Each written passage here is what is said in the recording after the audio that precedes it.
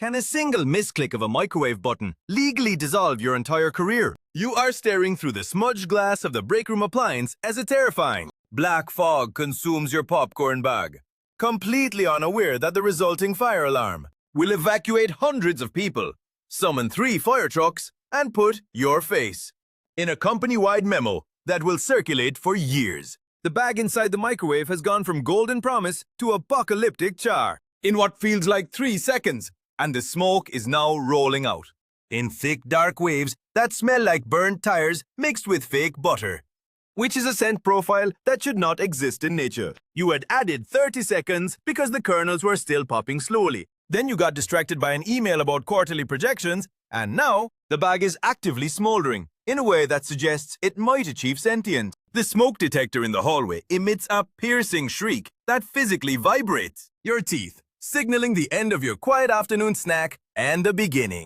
of major disruption that will ripple through 12 floors of corporate infrastructure. Your first instinct is pure animal panic, which manifests as you grabbing the nearest object to silence the alarm. And that object happens to be your cardigan sweater that you keep draped over your desk chair for when the air conditioning gets too aggressive. You drag a rolling desk chair beneath the smoke detector, climb onto it with the grace of someone who has never been athletic, and attempt to muffle the shrieking bisque with the sweater by holding it up like a sad flag of surrender. The chair begins to roll backward in slow motion, giving you just enough time to realize your mistake before you topple directly into the glass partition that separates the break room from the main hallway. The glass does not shatter in a dramatic cinematic way. It sort of spiderwebs and then collapses in 3 large chunks that make a sound like a car accident happening indoors. And you land in a heap surrounded by transparent shards and the lingering smell of your burnt popcorn. The CEO, a woman named Diane, who wears exclusively grey pantsuits and has the energy of someone who drinks espresso for breakfast and anxiety for lunch, is escorting a group of 4 VIP investors past the break room at the exact moment you crash through the partition. They all freeze in perfect synchronization, staring at you sprawled on the floor, covered in glass crumbs and shame, while the fire alarm continues its relentless scream. Diane's face does something complicated, a micro-expression that cycles through shock, rage, and the grim acceptance that she will have to explain this to people who control millions of dollars in funding. And she ushers the investors away without a word. The alarm system is not just a local break room problem anymore, because the smoke has traveled through the open ductwork and triggered every sensor on floors 8 through 12, which means the building is now in full evacuation mode. The overhead lights switch to flashing red. A robotic voice begins announcing that all personnel must proceed to the nearest stairwell in an orderly fashion. And you can hear the distant thunder of hundreds of office workers abandoning their desks.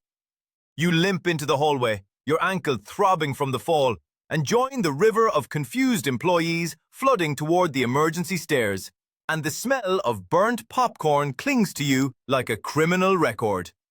People are whispering and glancing around, trying to figure out what triggered the alarm, and you keep your head down and pray that no one connects the smell radiating from your clothes to the building-wide evacuation.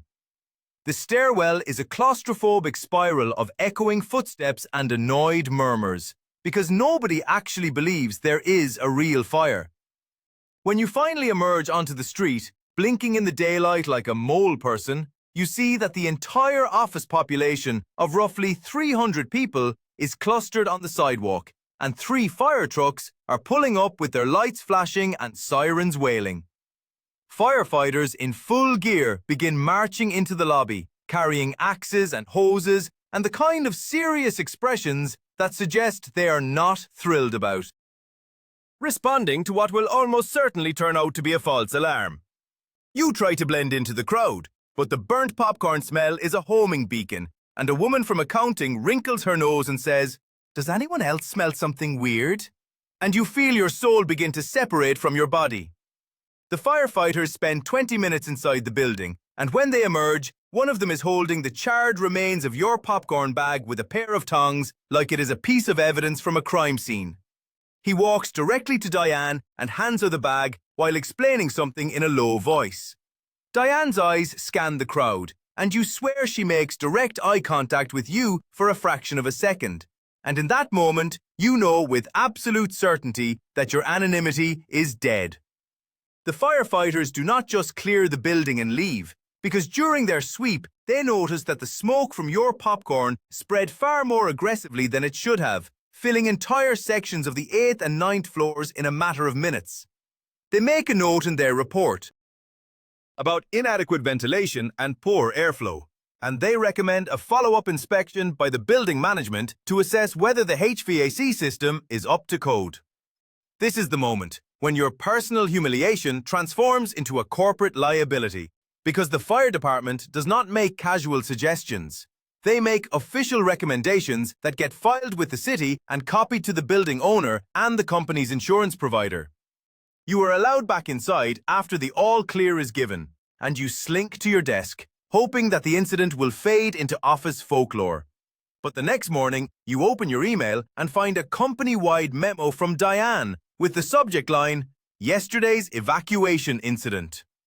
The memo is 3 paragraphs long, and it does not name you explicitly in the first 2 paragraphs, but the 3rd paragraph contains the phrase, "The individual responsible for the popcorn incident," and then your name appears in bold text, followed by a reminder that all employees are expected to use break room appliances responsibly, and that failure to do so may result in disciplinary action.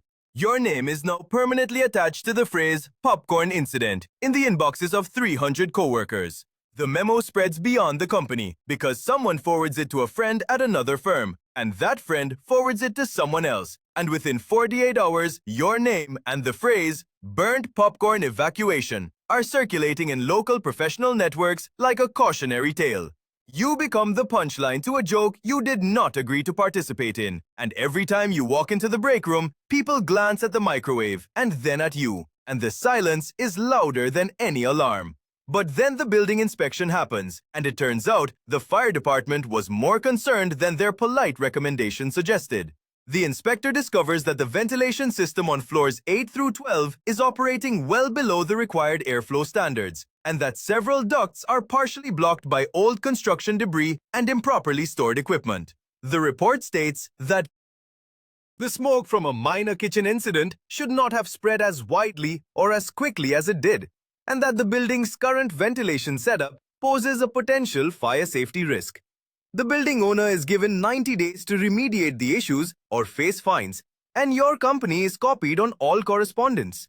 Diane does not send another memo, but the energy in the office shifts because now the leadership team is dealing with unexpected costs and regulatory scrutiny, and they need someone to blame who is not themselves.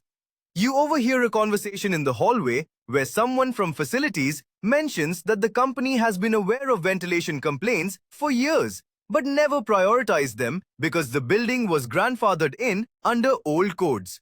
This is the moment when you realize that your burnt popcorn did not create the problem. It just exposed it. And the company's instinct is to bury the exposure by burying you. You decide that if you are going to be the scapegoat, you might as well negotiate your way out with some dignity intact.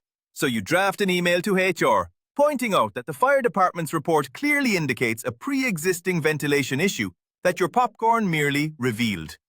You write the email from your work account, carefully wording it as a request for clarification rather than an accusation, and you blind copy your personal email just in case. You hit send, and then you wait. Except you do not hit send. You hit reply all, because your email client auto-filled the recipient field with the company-wide distribution list from Diane's original memo. And now your carefully worded email about pre-existing ventilation failures has just landed in the inbox of every single employee, including Diane, the entire executive team, and the VIP investors who witnessed your glass partition crash. Your stomach drops into your shoes, and you stare at the screen, trying to will the email back into the drafts folder.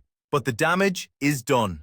Within an hour, you are summoned to a conference room where Diane and the head of HR are waiting with expressions that could curdle milk. And Diane says, We need to discuss your future with this company. And you know that your future is about to become your past.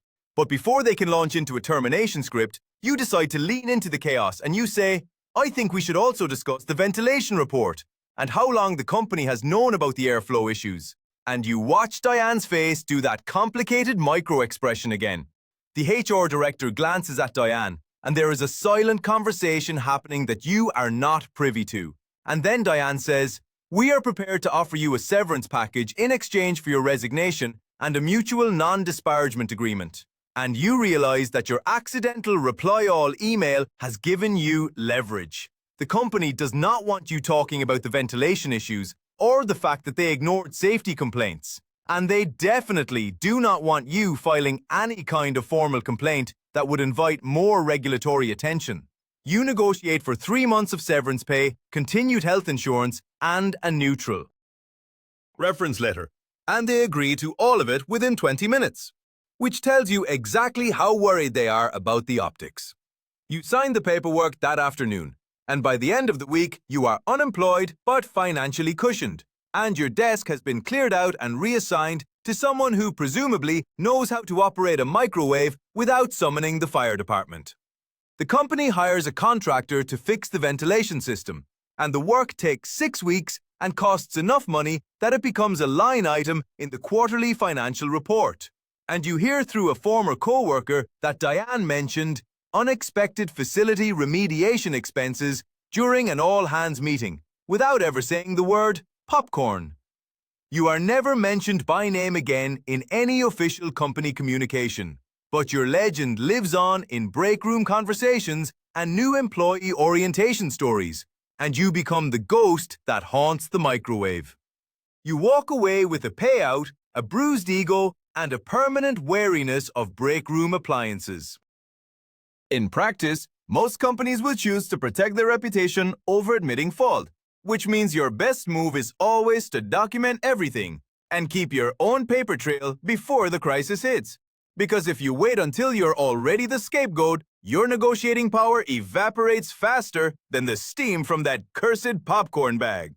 The real lesson here is that sometimes your biggest disaster can expose someone else's negligence. And if you play it right, you can turn public humiliation into leverage. But only if you catch them before they've already written the termination paperwork. So who is really at fault here? The company that ignored ventilation problems for years? Or the employee who burnt the popcorn and accidentally exposed them?